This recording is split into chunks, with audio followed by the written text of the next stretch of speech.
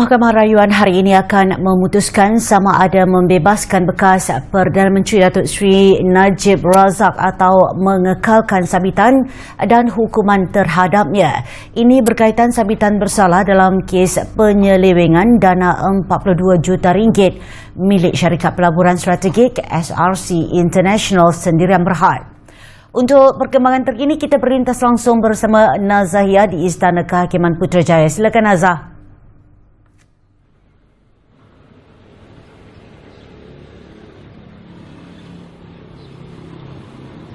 Baik Noni, terima kasih di Wisma Bernama. Sekarang ini saya berada di hadapan perkarangan Kompleks Istana Kehakiman bagi mengikuti perkembangan terkini berhubung kes yang melibatkan bekas Perdana Menteri iaitu Datuk Seri Najib Razak berhubung kes penyelewengan dana 42 juta milik SRC International Sendirian Berhad.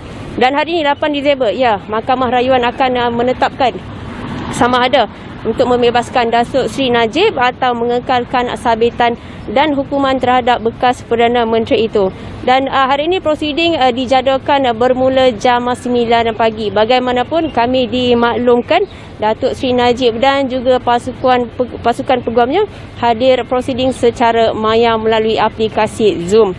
Dan panel 3 hakim prosiding Mahkamah Rayuan hari ini akan dipengerusikan oleh Datuk Abdul Karim Abdul Jalil bersama Datuk Has Zanah Mihad dan Datuk Wazir Alam Maidin Merah. Dan untuk makluman penonton juga, bagi tempoh 7 bulan yang lalu, pasukan pembelaan telah pun mengemukakan rayuan dengan 307 alasan mengapa Datuk Seri Najib Razak tidak patut didapati bersalah atas semua 7 pertuduhan. Dan sedikit perkembangan melalui prosiding semalam, permohonan Datuk Seri Najib bagi memasukkan bukti dan keterangan baharu bagi pertimbangan dalam rayuan kes penyelewengan SRC yang dihadapinya telah ditolak oleh Mahkamah Rayuan. Ia selepas mendapati Datuk Seri Najib gagal menunjukkan bukti itu adalah perlu dan tiada keadaan istimewa bagi membolehkan ia diterima oleh Mahkamah Rayuan. Dan pendengaran prosiding semalam juga sepatutnya berlangsung di mahkamah terbuka. Bagaimanapun ia ditukar secara prosiding hybrid. Ini berikutan kegagalan Datuk Seri Najib hadir ke mahkamah semalam. Selepas dimaklumkan beliau menjadi kontak casual kepada anak peguam Tan Sri Muhammad Syafiee Abdullah iaitu Muhammad Farhan yang disahkan positif COVID-19. Dan hari ini Mahkamah Rayuan akan membuat keputusan berhubung kes penyelewengan 42 juta SRC International.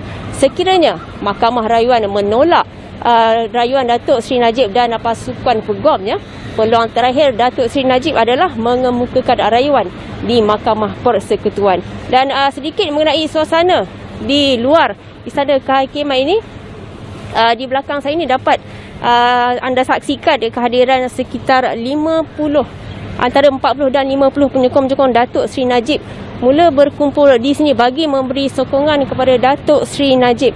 Dan apa yang dapat saya saksikan, kebanyakan mereka hadir dengan mengenakan pakaian berwarna hitam dan juga berwarna putih. Dan setakat ini kehadiran mereka yang kita dapati masih lagi dalam keadaan terkawal dan dikawal kira-kira lebih dalam 40 anggota PDRM berada di kawasan ini. Dan untuk itu saja perkembangan dari Putrajaya untuk buletin jam 9 ini. Teruskan buletin jam 11 ini untuk perkembangan seterusnya.